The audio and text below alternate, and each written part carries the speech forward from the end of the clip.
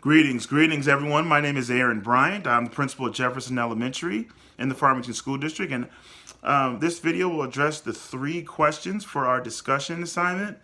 The first one, identify the difference between formative and summative assessments and give examples from your district. Question two, should formative assessments be graded? Why or why not? And question number three, what do you do with the summative data? So I'm going to start with question one, identify the difference between formative and summative assessments.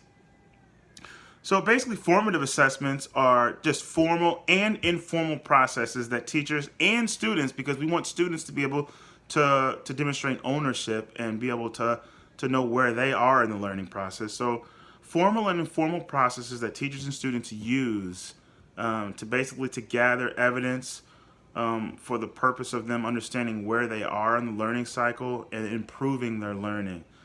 To me, the distinction between formative and summative assessments it's very important to be sure that formative assessment practices are valued as a process to increase student achievement.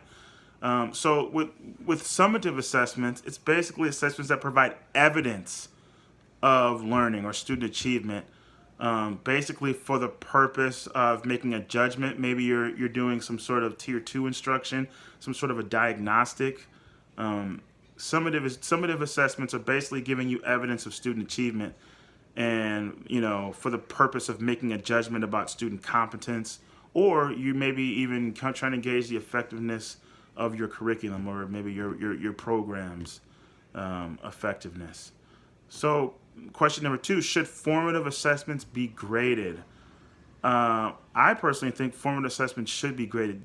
Students should receive some sort of feedback, on how effective, on how well they've done on, their formative assessments. That way they understand, hey, here's where I am in the learning process.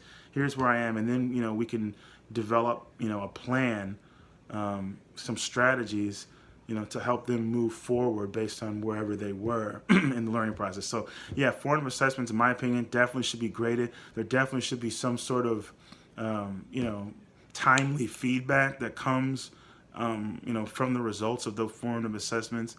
That way we have an idea of where students are in the learning process. The final one was, what do you do with that summative data? And again, I kind of addressed it earlier in the video. To me, that summative data could be used to form instructional groups. It could be used to form, differences with RTI. You could form groups for RTI, for whole school-wide RTI instruction, for, to kind of fill in some of those gaps. It could definitely be used to, assess your program's effectiveness and to assess your overall teaching effectiveness. So yeah, I'm looking forward to hearing what everybody else in the class has to say as well. But I hope that, hope those, hope those answers address the questions. And again, looking forward to hearing your responses as well. So thanks a lot.